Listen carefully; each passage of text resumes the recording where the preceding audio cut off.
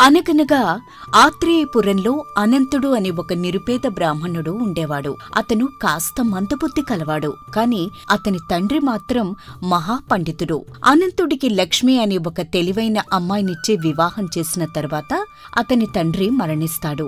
ఇక అప్పటి నుండి అనంతుడికి కుటుంబ పోషణ భారంగా మారుతుంది. ఒక్కోరోజు పిల్లలకు మాత్రం తిండి పెట్టి ఆ భార్యాభర్తలిద్దరూ అలా పస్తులతోనే పడుకునేవారు.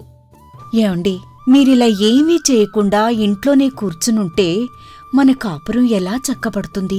పిల్లలకి కడుపు నిండా తిండి కూడా పెట్టలేని పరిస్థితుల్లో ఉన్నాం. తల్లిదండ్రులుగా వారి ఆకలి తీర్చడం మన కనీస బాధ్యత. మీరు బయటికెళ్ళి ఏదైనా పని చూసుకోండి. నాకు చదువు లేదు, ఏ పని చేయడం చేత కాదు. నాకు ఎవరు పనిస్తారు లక్ష్మి? ఏం చెయ్యాలో కూడా నాకు పాలుపోవటం లేదు. నన్ను చేసుకోవడం వల్ల నువ్వు కూడా ఎన్నో కష్టాలు పడుతున్నావు. నాకు పుట్టడం వల్ల పిల్లలు పస్తులతో పడుకుంటున్నారు. ఆ భగవంతుడు నాకు మాత్రమే ఎందుకు ఇన్ని కష్టాలు సృష్టించాడు అర్థం కావటం లేదు లక్ష్మి. అలా నిరుత్సాహపడితే ఎలా అండి? చిన్న కష్టం రాగానే దేవుణ్ణి నిందించకూడదు. సమస్యలను ధైర్యంగా మనమే ఎదుర్కోవాలి. అప్పుడే దేవుడు మనకి సహాయం చేస్తాడు. మనం ప్రయత్నించకుండా దేవుడి దయ నా మీద లేదు అంటే ఎలా చెప్పండి? ముందు మీరు బయటకు వెళ్ళి ప్రయత్నించి చూడండి అని భార్య ధైర్యం నూరిపోయడంతో అనంతుడు కొంచెంసేపు ఆలోచించి ఇలా అంటాడు. అలాగే లక్ష్మి, ఇప్పుడే వెళ్ళి ప్రయత్నిస్తాను అని చెప్పి వెంటనే అనంతుడు ఊరూరా ఎవరైనా పని ఇస్తారేమోనని ఎన్నో రకాల ప్రయత్నాలు చేస్తాడు. కాని అతని అమాయకత్వం చూసి ఎవరూ అతనికి పని ఇవ్వరు. చివరికి అతను ఉసూరుమంటూ తిరిగి ఇంటికి వస్తాడు. అతని రాక కోసం ఎదురుచూస్తున్న లక్ష్మి అతనితో ఇలా అంటుంది. ఏమండి, పనేమైనా దొరికిందా? లేదు లక్ష్మి, బట్టల దుకాణాలు, కిరాణా దుకాణాలు, చివరికి మూటలు మోసే పనైనా చేద్దామని నేను ఎంతగానో ప్రయత్నించాను. కొంతమంది నువ్వు ఈ పనికి పనికిరావు అన్నారు. మరికొంతమంది ఇంత కష్టం నువ్వు చేయలేవు అన్నారు. నాకు పని ఇవ్వడానికి మాత్రం ఎవరూ ముందుకు రాలేదు లక్ష్మి. నాకు ఏం చేయాలో తెలియటం లేదు. అవునా? నా చిన్నప్పుడు మా నాన్నగారు నాకు కథ చెప్పేవారు. ఓ నది ఒడ్డున కొంతమంది జాలార్లు ఉండేవాళ్లట. ఆ నదిలో చేపలు పట్టుకుని జీవితం గడిపేవారు. ఓ రోజు ఆ నదిలో చేపలు దొరకడం బాగా కష్టమైందట. పాపం వాళ్ళకేం చెయ్యాలో దిక్కుతోచక తరచూ చేపలు పట్టే చోటు నుంచి మరి కాస్త ముందుకెళ్లి ఒక జలపాతం దగ్గర చేపలు పట్టుకునేందుకు ప్రయత్నించారట. అయితే వారి అదృష్టం కొద్దీ ఆ నదిలో వారికి బంగారపు రాళ్లు దొరికాయి. ఆ రోజు నుండి వారు చాలా సంతోషంగా జీవించసాగారు. అయితే ఆ జాలార్లలో జానయ్య అనే ఒకతను కొత్తగా చేపలు పట్టడం ప్రారంభిస్తాడు. అతనికి దేవుడంటే ఎంతో భక్తి. ప్రతిరోజు దేవుడికి మొక్కకుండా వల వేసేవాడు కాదు. అలా ఆ జలపాతం దగ్గర బంగారం దొరుకుతుంది అన్న విషయం తెలిసి వెంటనే అతనక్కడికి వెళ్లి అక్కడ ఉన్న ఇసుకను జల్లించడం మొదలుపెట్టాడు. అయితే అతనికక్కడ ఏ బంగారమూ దొరకలేదు.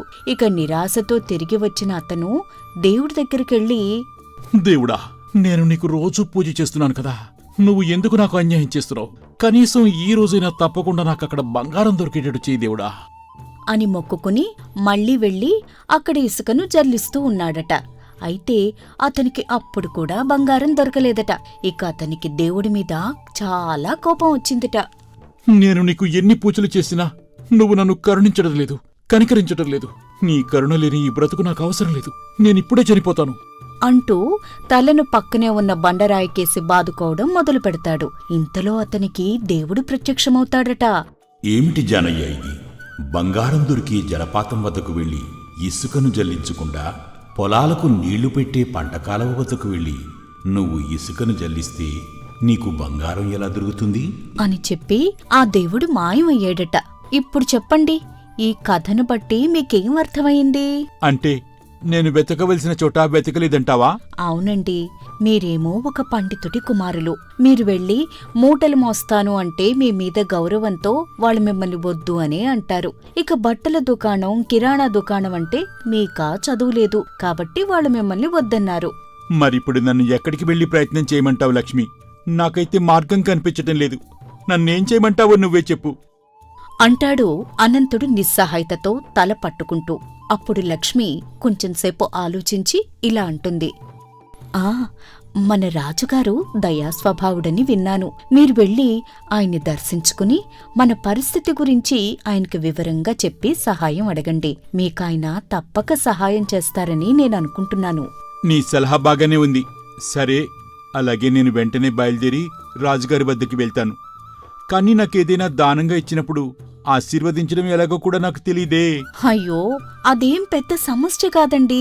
ఆ సమయంలో మీ మనసులో తోచిందేదో మనస్ఫూర్తిగా చెప్పండి చాలు అంటుంది లక్ష్మి ఎంతో నమ్మకంతో. మర్నాడు తెల్లవారగానే అనంతుడు రాజుగారి దర్శనానికి బయలుదేరతాడు.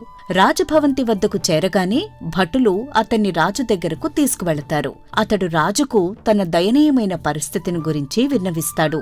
అంతా విన్న రాజు ఇలా అంటాడు. మీకేం కావాలో చెప్పండి. మహాప్రభు, ఆ సంగతి నాకన్నా తమకే బాగా తెలుసు. నేనొక నిరుపేద బ్రాహ్మణుణ్ణి, అంత మాత్రమే చెప్పగలను. మిగిలినదంతా మీ దయ మా ప్రాప్తం అంటూ వినయంగా తలవంచుకున్న ఆ బ్రాహ్మణుడు ఆ తరువాత కొంతసేపటికి తలపైకెత్తి, మంచి ఎప్పుడూ మంచే, చెడు ఎల్లప్పుడూ చెడుగానే ఉంటుంది అంటాడు చేయి చాచి. అప్పుడు రాజు మందహాసం చేసి ఒక చీటీ తీసి అందులో ఏదో రాసి అనంతుడికిచ్చి, దీనిని తీసుకువెళ్లి కోశాధికారి గారికి చూపించండి అంటాడు మహారాజు. అనంతుడు దానిని తీసుకుని కోశాధికారి దగ్గరికి వెళతాడు. కోశాధికారి అనంతుడు చీటీ తీసి చదివి అతనికొక వెండికాసు ఇస్తాడు. అప్పుడు అనంతుడు సంతోషంగా ఆ వెండికాసును తీసుకువెళ్లి భార్యకిస్తాడు. దాహం తీర్చుకోవాలంటే నది నీళ్లే తాగాలి. నీళ్లెక్కువ ఉన్నాయి కదా అని సముద్రానికి వెళితే దాహం తీరదు అని చెప్పి ఆమె దాంతో కావలసిన వాటిని కొనుక్కుని రావటంతో ఆ రాత్రి కుటుంబంలోని వారందరూ తృప్తిగా కడుపు నిండా తింటారు. మర్నాడు కూడా అనంతుడు రాజదర్శనానికి వెళతాడు. మరలా ఆ రాజు చీటీలో ఏదో రాసి ఇస్తాడు.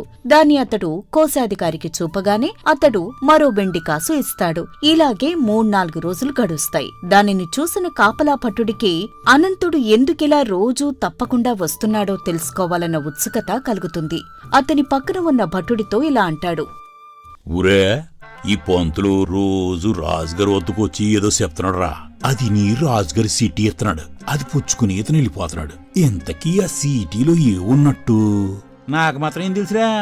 గుమ్మానికి నువ్వు ఆ పక్క ఎట్ట నిలబడ్డావు, ఈ పక్క నేను అట్టాగే నిలబడ్డాను. పంతులు ఏం చెప్పాడు నేను విన్నానా ఏటి? రాజుగారు ఏం రాశారు నేను చదివినా? అసలు అంత చదువు నాకు వస్తే ఎక్కడ ఎందుకుంటానురా? ఏదో జరగతా ఉందిరా, అదేదో తెలవాలా. రేపు ఎట్టాగైనా ఈ పంతుల రహస్యం బయటపెట్టే ప్రయత్నం చేస్తాను అని అనుకుంటాడు. ఇక 5వ రోజు ఆ భటుడు ఆ బ్రాహ్మణుడు వెనుకని అతన్ని అనుసరించి వెళతాడు. అనంతుడు నాణెం పుచ్చుకుని నగర పొలిమేరను దాటి తన గ్రామం దారి పడుతుండగా వెనుక నుంచి భటుడు అనంతుడి భుజం తడతాడు. అనంతుడు వెనక్కి తిరిగి చూడగానే, అయ్యా, తమరు ప్రతిరోజు క్రమం తప్పకుండా వస్తున్నారు కదా. రాజదర్శనం చేసుకుని సీటీ తీసుకుని వెళ్ళి కోశాధికారి నుంచి కాసు పుచ్చుకుని వెళ్తున్నారు.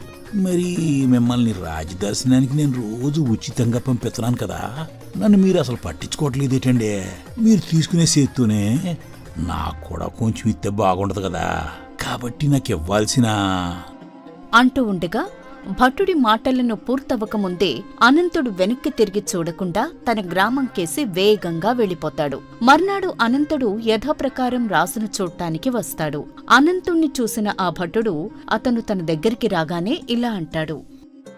యాండోయ్, కథాగండి, కొంచెం ఇటు రండి, ఆ పక్కకి వెళ్దాం. పక్కకు వచ్చి ఏమిటి అన్నట్టు చూస్తాడు అనంతుడు. మీకు సంగతి చెప్పాలా, రాజుగారు మీ మీద సేనా కోపంతో ఉన్నారా అని భటుడు అనగానే ఆ మాటలకు అనంతుడు కొంతసేపు మౌనంగా ఊరుకుని ఆ తర్వాత ఇలా అంటాడు. రాజుగారికి నా మీద కోపం కలిగేలా నేనెలాంటి తప్పు చేయలేదే. నా మీద ఆయనకెందుకు కోపం వచ్చింది? నేను నిన్న రాత్రి అలిసిపోయిన రాజుగారి కాళ్ళు వత్తుతా ఉన్నాను. అప్పుడు రాజుగారు నా దగ్గరికి రోజు వచ్చి వెళ్తున్న ఆ బ్రాహ్మణ్ణి చూసావు కదా, అతడు దీవించేటప్పుడు అతని నోటి నుంచి దుర్వాసన వస్తుంది అన్నారు. అయినా రాజుగారితో నిన్ను దగ్గరికి రానియద్దు అని చెప్పడానికి నేనెంతోడిని చెప్పు. అందుకే నువ్వు జాగ్రత్తగా ఉంటావని చెప్తున్నాను అంటాడు గుసగుసలాడుతున్నట్టు మెల్లిగా. అవునవును, నువ్వెలా చెప్పగలవు? అయినా ఆ సంగతి చెప్పినందుకు నేను చాలా కృతజ్ఞుణ్ణి. ఇకపై జాగ్రత్త వహిస్తానులే. రేపు రాజుగారిని దీవించడానికి ఆయన్ని సమీపించేటప్పుడు నోటికి అడ్డంగా కండువా చుట్టుకుంటాను అంటూ అనంతుడు అక్కడ్నుండి వెళ్ళిపోతాడు.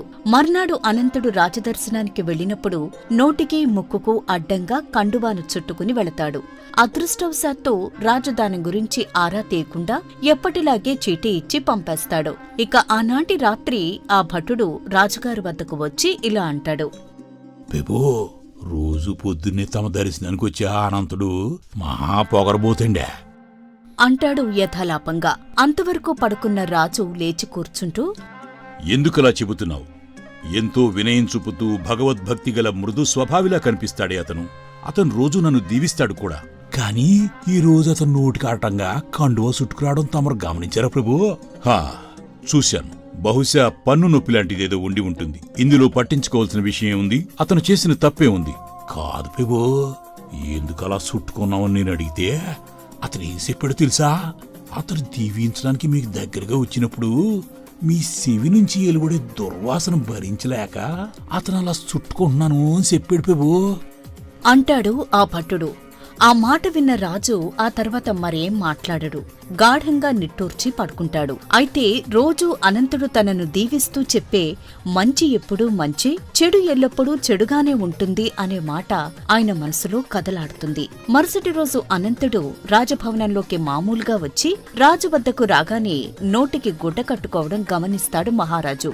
ఎప్పటిలాగే అనంతుడు దీవించడం, రాజుగారు చిట్టి ఇవ్వడం జరుగుతుంది. అతడు అక్కడ్నుంచి తిరిగి వెళుతుండగా భటుడు అతనికి అడ్డుపడి, ఈ రోజు నువ్వు నాకు ఇవ్వాల్సిన బహుమతి ఇవ్వకుండా నువ్వు తప్పించుకోలేవు. ఎన్ని రోజుల నుంచి చూస్తా ఉండాను. రోజు వచ్చి ఒక వెండికాసు అట్టిపోతున్నావు. నీ పుణ్యానికే రాజుగారు ఎండికాసు ఇస్తా ఉన్నాడు కదా, దాంట్లో నాకు కొంచెం ఇస్తే నీ సొమ్మేమన్నా పోతుందా ఏటి? ఈ రోజు నువ్వు ఎట్టాగైనా నాకు ఇయ్యాల్సిందే, లేకపోతే నేను నిన్ను వదలను. నన్ను క్షమించు, ఆ సంగతే మర్చిపోయాను. కానీ ఈరోజు ఈ వెండికాసు నాకు చాలా అవసరం. నువ్వొక పని చెయ్యి. రేపు నేను ఒక వెండికాసును వదులుకుంటాను. నా బదులు నువ్వు ఆ చీటిని పట్టుకెళ్ళి కోశాధికారి నుంచి నా తరపున వెండికాసును పుచ్చుకో అని చెబుతాడు అనంతుడు. అందుకు ఆ భటుడు కూడా చిల్లర నాణాలు కాకుండా పూర్తిగా వెండి నాణెం వస్తుంది కదానని ఆశపడి సరేనంటాడు.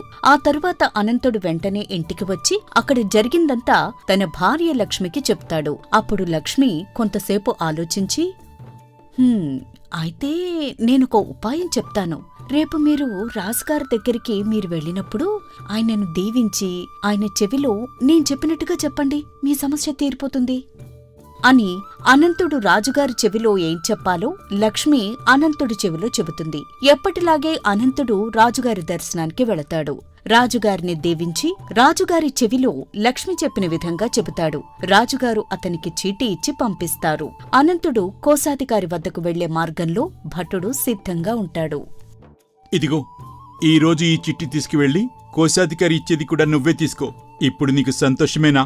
ఎప్పటికైనా నువ్వు నా గురించి ఆలోచించినందుకు నేను చాలా సంతోషిస్తావండా. రేపటి నుంచి నువ్వు రాజుగారి దర్శనానికి వచ్చినప్పుడు అందరికంటే ముందు నిన్నే పంపుతాలే అని చెప్పి ఆనందంగా చిట్టి తీసుకుని కోశాధికారి వద్దకు వెళతాడు ఆ భటుడు. చీటీని కోశాధికారికి చూపిస్తాడు. దాన్ని చదివిన కోశాధికారి ఆ భటుణ్ణి కిందకి మీదకి చూసి, నువ్వు కాసేపు ఇక్కడే ఉండు, రాజుగారు నీకు ఇవ్వమన్నది ఇస్తాను అని చెబుతాడు. అంతలో రాజభవనంలోని 2 అంగరక్షకులు అక్కడికి వచ్చి వాళ్లు ఆ భటుణ్ణి ఒక స్తంభానికి కట్టేసి 50 కొరడా దెబ్బలు కొడతారు. ఊహించని ఈ పరిణామానికి నెత్తురోడుతూ భటుడు కోశాధికారి మీద ఫిర్యాదు చేయడానికి రాజభవనానికి పరిగెత్తుతాడు. ప్రభు ప్రభు ప్రభు, మన కోశాధికారి చూడండి నన్ను ఏ గతి పట్టించాడు. నేనాయనకి ఏ అన్యాయం చేశాను బాబు, మీరాయన కూడా ఇటువంటి శిక్ష వెయ్యాలి ప్రభు అని మహారాజును వేడుకుంటాడు ఏడుస్తూ. మహారాజుకు ఏం జరిగిందో అర్థం కాక కోశాధికారిని పిలిపించి ఇలా అడుగుతాడు. ఏమిటి మీరు చేసిన ఈ పని? ఇతన్ని ఇంతగా శిక్షించడానికి ఇతను చేసిన తప్పేమిటి? అదేమిటి మహారాజా, నాకే పాపమూ తెలీదు. అతడే మీ వద్ద నుంచి చీటీ తీసుకుని వచ్చాడు. మీరిచ్చిన ఆ చీటీలో ఇతన్ని 50 కొరడా దెబ్బలు కొట్టాలని రాసి ఉంది. అది మీ ఆజ్ఞ కాబట్టి నేను తప్పకుండా పాటించాను. అంతే తప్ప ఇతని మీద నాకు ఎటువంటి పగాద్వేషం లేవు మహారాజా. అవునా? అది నేను ఆ అనంతుడికిచ్చిన చీటీ. అది నీ చేతికెలా వచ్చింది అని అడుగుతాడు రాజు కటువుగా ఆ భటుణ్ణి.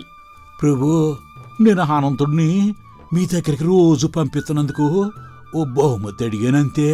దానికి బదులు అతను ఆ చీటీ ఇచ్చాడు. అని నిజం ఒప్పుకుంటాడు వేరే దారి లేక. ఓహో, నాకు ఇప్పుడు విషయం మొత్తం అర్థమైంది. అతను నీకు బహుమతి ఇవ్వలేదని అతని మీద నువ్వు నాకు చాడీలు చెప్పావు. నేను అతన్ని శిక్షించలేదు కాబట్టి అతనితో కూడా వెళ్ళి ఏదో చాడీలు చెప్పి ఉంటావు. అందుకే అతను తెలివిగా నీ ఆట కట్టించాలని ఈ రోజు నా వద్దకు వచ్చినప్పుడు, మహారాజా, నేను పెద్ద తప్పు చేశాను, నాకు 50 కొరడా దెబ్బలు శిక్షగా ఇప్పించండి అని కోరుకున్నాడు. ఆ శిక్ష నీకోసమే కోరుకున్నాడన్నమాట. ఆ పేద బ్రాహ్మణుడితో తప్పుగా ప్రవర్తించినందుకు తగిన శిక్ష అనుభవించక తప్పదు కదా అని అంటాడు మహారాజు. ఈ విషయం రాజభవనంలో భటులందరికీ తెలిసి ఆ రోజు నుండి ఎవ్వరూ అలాంటి తప్పు చేయడానికి ధైర్యం చేయరు. ఇక తెలివిగా ప్రవర్తించి ఆ భటుణ్ణి పట్టించిన అనంతుణ్ణి మెచ్చుకుని రాజాస్థానంలో కొలువులో నియమిస్తాడు మహారాజు. ఈ కథ మీకు నచ్చితే లైక్ చేయండి, షేర్ చేయండి. మరిన్ని కొత్త కథల కోసం మా న్యూ స్టోరీస్ బుక్ తెలుగు ఛానల్ని సబ్స్క్రైబ్ చేయండి.